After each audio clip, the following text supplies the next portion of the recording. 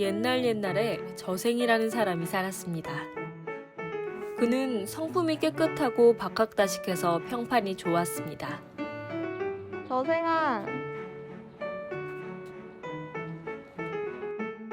그래서 문학을 좋아하는 사람들과 잘 어울렸습니다. 그러나 어느 날인가부터 우리 같이 서점 갈래?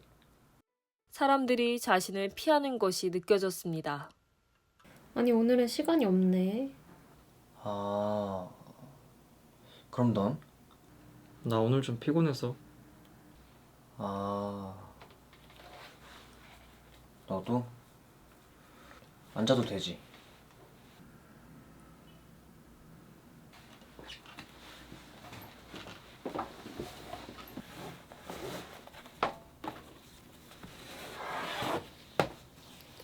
약속 있어서 미안. 먼저 가볼게.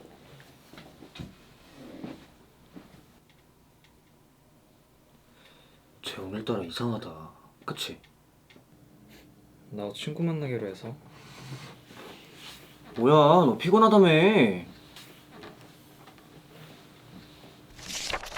요즘 친구들이 이상하다. 어쩐지 나를 피하려는 느낌이야. 약속 있어서 미안. 먼저 가볼게. 나 친구 만나기로 해서. 오늘도 둘 다 피곤해서 집에 있을 거라 했었지.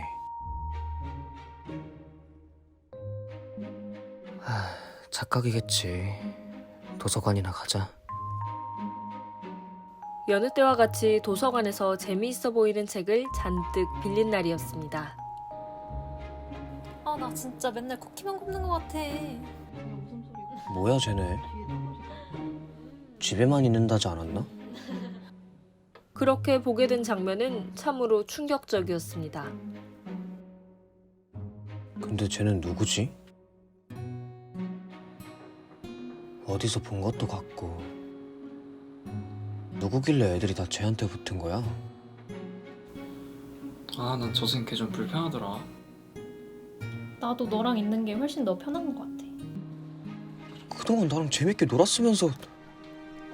걔 너무 매사에 진지해. 솔직히 무슨 말하는지 잘 모르겠어. 뭐라고?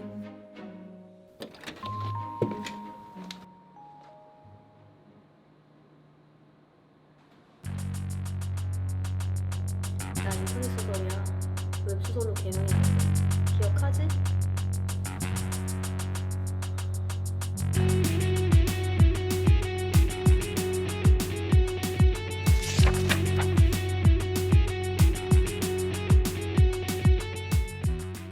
위 다큐멘터리에서 다루는 종이 문학과 웹 문학은 단순히 문학을 담고 있는 그릇만으로 구분하지는 않는다. 종이 문학은 일반적으로 사회 비판적 성격을 지닌 예술로서의 문학을 의미한다. 이러한 소설은 웹에서보다 종이로 먼저 출판되는 경우가 많으므로 종이 문학으로 규정한다. 반면 웹 문학은 웹 연재로 시작하며 판타지, 로맨스 등 장르 소설이 주가되고 댓글로 작가, 독자, 독자가 상호 소통 가능한 문학을 지칭한다. 종이 문학과 웹 문학은 어떤 특징적 차이점을 가지고 있을까요? 종이 문학과 웹 문학의 차이에 대한 이해를 돕기 위해서 제작진이 두 가지 소설을 직접 써봤습니다.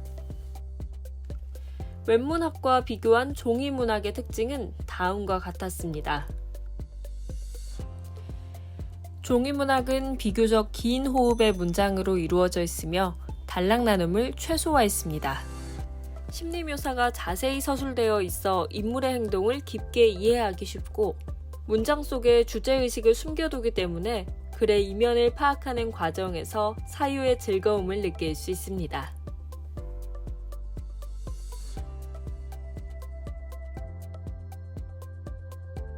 반면 웹문학은 스마트폰 등 작은 기기를 이용하는 독자들이 많아 짧은 호흡의 문장과 잦은 단락 나눔으로 가독성을 높였습니다. 또한 대사나 상황 묘사가 중심적으로 이루어지고 인물의 심리보다는 사건 자체를 중점적으로 바라봅니다. 댓글창을 통해 독자들 간 의견을 공유하고 서로의 의견에 동의하며 공감대를 형성할 수 있습니다. 또한 두 문학은 소재에서도 차이가 두드러집니다. 비교적 다양한 소재와 주제를 다루는 종이 문학과는 달리 웹문학은 주로 자주 쓰이는 소재가 정해져 있습니다. 이는 하나의 비판점이 되기도 합니다.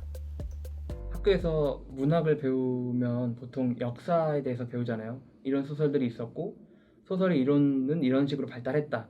근데 웹소설에 관련된 강의를 언뜻 들은 적이 있었는데 거기서 제가 제일 큰 충격을 받았던 부분은 실질적으로 어떻게 써야 한다는 어떤 작법적인 부분을 가르쳐 준다는 것이었습니다. 말하자면 흥행 공식 같은 것이 따로 있는 거죠. 소설의 3분의 2 지점에서 인물들은 이런 갈등을 이렇게 해결해야 되고 인물들을 설정하는 방법도 다 분류가 되어 있어요. 어떤 형 인물, 어떤 인물, 주동, 반동 인물들의 어떤 성격들도 구체적으로 막 골라서 쓸 수 있도록 체계가 다 잡혀 있고 그래서 그냥 이제 드는 생각은 이거야말로 공장에서 찍어내는 것 같은 느낌이다라는 생각이 들더라고요. 그때 어떤 예술, 고민 이런 것보다도 흥미 위주의 기술적인 측면이 더 부각되는 장르가 아닌가? 그러나 이러한 문제에도 불구하고 웹소설은 여전히 인기를 끌고 있습니다. 너 저생전 읽어봤어? 그거 종이 의인에서 쓴 소설이잖아. 도서관에서 책 찾아 읽었어? 인터넷 검색하면 내용 다 나와. 자투리 시간이나 여가 시간에 소설 문고본이나 시집을 읽던 이전 세대와는 달리 요즘 세대가 책을 가지고 다니며 읽는 일은 많이 없습니다. 서점에 들러 책을 사가는 손님도 많이 줄었습니다. 또한 종이책의 경우 성인의 연평균 독서량은 2011년 9.9권에서 2019년 6.1권으로 대폭 감소했습니다. 이대로 종이문학의 시대는 완전히 막을 내리는 걸까요? 아, 너무 그래?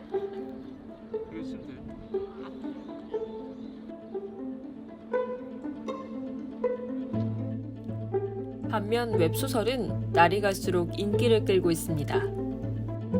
이전에는 볼 수 없던 광경입니다. 초기 웹소설이라고 볼 수 있는 인터넷 소설, 일명 인소는 10대 여학생들 사이에서 비밀스럽게 읽히며 인기를 끌었습니다. 당시에는 제대로 된 웹소설 플랫폼이 없었기에 인소는 텍스트뷰 등 어플이나 포털 사이트의 블로그 등에서 다운받아 읽을 수 있었습니다. 그러나 일진 미화, 내용의 가벼움, 이모티콘의 남발 등의 이유로 그 누구도 이를 문학으로 여기지 않았습니다. 당시 엄청난 인기를 끌어 종이책으로 출판되고 드라마화되기까지 한 도레미파솔라시도, 늑대 유혹의 작가 귀현이가 서울 종합예술학교 교수가 되었을 때는 문학계에 적지 않은 반발이 있기도 했습니다. 그러나 지금은 전세가 완전히 역전되었습니다. 대형 포털 사이트인 네이버와 다음 카카오는 웹소설 서비스를 운영할 뿐만 아니라 주력 서비스로 밀고 나가고 있습니다. 웹소설 독자층이 늘어남과 함께 웹소설로 얻는 수익도 기하학적으로 증가하고 있습니다. 현재 카카오 페이지 회원수는 3,500만 명에 달하며 이들은 하루에 웹툰과 웹소설 20억 원어치를 유료로 결제하고 있습니다. 웹소설이 웹툰으로 재생산되는 OSMU의 사례도 적지 않습니다. 웹툰으로 처음 작품을 접한 이들이 역으로 웹소설 독자로 유입되는 사례도 많습니다. 웹소설을 바라보는 시선도 전과 달리 긍정적입니다.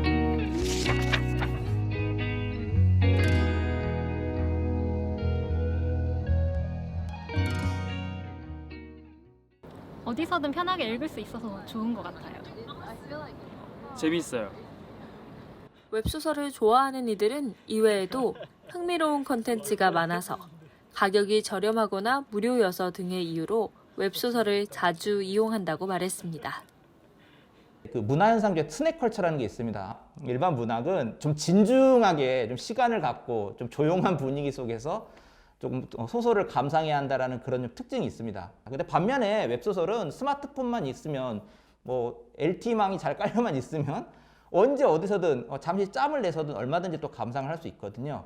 웹소설은 또 그 짧은 시간 뭐 5분에서 10분 사이에 딱 볼 수 있을 정도로 한 회 분량 같은 게 딱딱딱 나와 있기 때문에 일단 그런 접근성 측면에서 약간 일반적인 대중들이 조금 좋아했던 측면이 있고요. 또 하나는 그 대중들의 욕망 같은 거를 작품 속에서 잘 투영했다라고 생각을 합니다. 독자들이 오늘날 어떠한 욕망, 어떤 바람을 갖고 있는가 그런 걸 약간 이제 대리 만족시켜준다라는 그런 측면을 뭐 철저하게 녹여내고 있기 때문에 대중들이 조금 더 웹소설에 쉽게 접근하지 않나 이렇게 저는 웹소설만의 특징이 웹소설 아래 달리는 댓글이라고 생각해요. 제가 읽은 웹소설 중에 재혼왕후라는 웹소설이 있는데 거기는 누가 봐도 한 인물한테 이입을 할 수 있는 여자 주인공이 나오고 대부분 독자들이 다 그 여자 주인공한테 이입을 하기 때문에 그 여자 주인공과 대적하는 캐릭터를 굉장히 미워하고 있는 여론이 생겨 있더라고요. 그런데 그 어느 순간부터는 사람들이 그 소설만큼이나 그 여론의 일부가 되어 있다는 감각을 굉장히 즐기고 있는 것 같다는 생각을 댓글을 읽으면서 했어요.